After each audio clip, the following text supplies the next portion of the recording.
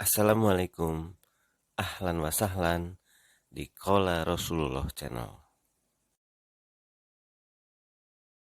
Kitab Bulughul Maram, Bab Haid.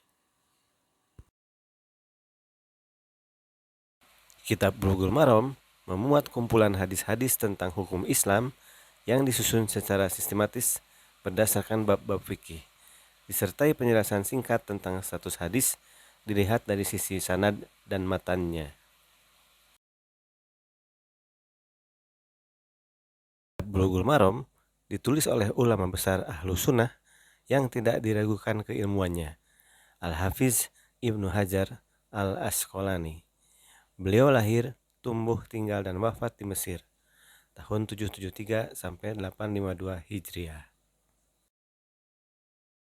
Dari Aisyah bahwa Fatimah binti Abu Hubaisi mengalami istihadah. Maka Rasulullah SAW bersabda kepadanya, sesungguhnya darah haid itu adalah darah hitam yang dikenal. Jika itu darah haid, maka tahanlah dirimu dari sholat. Namun jika itu darah yang lain, maka berwudu dan sholatlah. Di dalam hadis Asma binti Umais, dalam riwayat Abu Dawud, hendaknya dia duduk di bak. Apabila dia melihat warna kekuning-kuningan di atas air, maka hendaknya dia mandi sekali untuk zuhur dan asar, mandi sekali untuk maghrib dan isya, mandi sekali untuk subuh, dan berwudu di antara itu. Dari Hamnah binti Jahsi, beliau berkata, saya mengalami istihadah yang banyak, lagi berat. Lalu saya mendatangi Nabi Shallallahu Alaihi Wasallam untuk bertanya tentang hukumnya. Beliau bersabda, itu hanyalah gangguan setan. Jadikanlah waktu haidmu 6 atau 7 hari. Kemudian mandilah. Apabila kamu telah bersih, maka sholatlah selama 24 atau 23 hari. Dan berpuasalah serta sholatlah, karena itu syah bagimu. Lakukanlah seperti itu setiap bulan, sebagaimana wanita haid pada umumnya. Jika kamu mampu mengakhirkan zuhur dan menyegerakan asar, kemudian kamu mandi ketika kamu telah suci, dan kamu melaksanakan sholat zuhur dan asar sekaligus, kemudian kamu mengakhirkan maghrib dan menyegerakan isya, kemudian kamu mandi dan melaksanakan 2 sholat sekaligus, maka lakukanlah. Dan hendaknya kamu mandi ketika waktu subuh, lalu kamu sholat.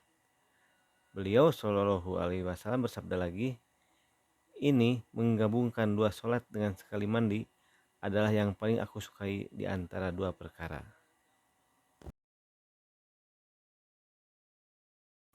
Dari Aisyah bahwa Ummu Habibah binti Jahsi mengadu kepada Rasulullah Shallallahu Alaihi Wasallam tentang darah. Maka beliau bersabda, berdiamlah seukuran kadar waktu di mana kamu terhalangi oleh haidmu, kemudian mandilah. Maka dia mandi setiap kali sholat. Dalam riwayat Al-Bukhari, dan berwudulah setiap kali sholat.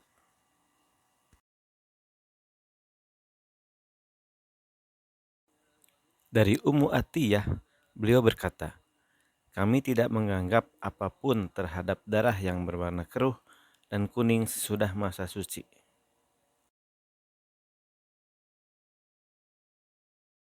Dari Anas, bahwasanya orang-orang Yahudi, jika wanita mereka haid, mereka tidak makan bersamanya.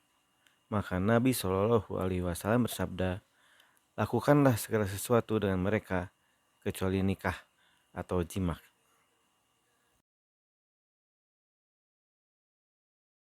Dari Aisyah, beliau berkata, Rasulullah Shallallahu Alaihi Wasallam menyuruhku untuk memakai kain, maka aku pun memakai kain.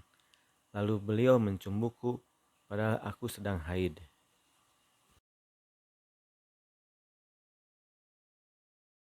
Dari Ibnu Abbas, dari Nabi Shallallahu Alaihi Wasallam tentang suami yang menyetubuhi istrinya pada waktu haid.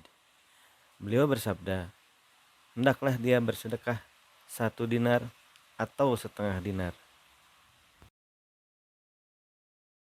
Dari Abu Sa'id Al-Khudri, beliau berkata, Rasulullah Shallallahu Alaihi Wasallam bersabda, bukankah jika seorang wanita sedang haid, maka dia tidak sholat dan puasa? Dari Aisyah, beliau berkata, ketika kami sampai di Sarif, aku haid.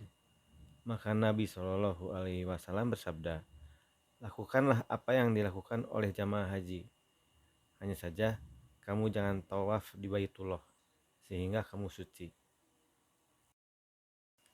Dari Mu'adz, bahwasanya beliau bertanya kepada Nabi Shallallahu Alaihi Wasallam, apa yang dihalalkan bagi suami dari istrinya pada waktu haid? Beliau Shallallahu Alaihi Wasallam menjawab, apa yang ada di atas kain sarung.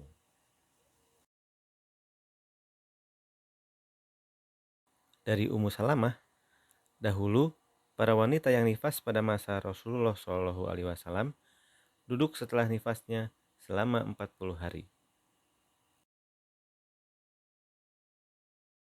Dalam suatu lafaz lain miliknya, dan Nabi Shallallahu Alaihi Wasallam tidak memerintahkan untuk mengqadha sholat selama nifasnya.